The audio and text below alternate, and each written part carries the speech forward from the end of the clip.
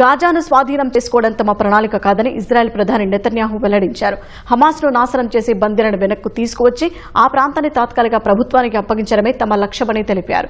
అదేవిధంగా గాజాను సైనిక రహిత ప్రాంతంగా మార్చాలనుకుంటున్నట్లు చెప్పారు. ఓ వార్తా సంస్థకిచ్చిన ఇంటర్వ్యూలో మాట్లాడిన నెతన్యాహు యుద్ధాన్ని అతి త్వరగా ముగించాలని కోరుకుంటున్నట్లు చెప్పారు.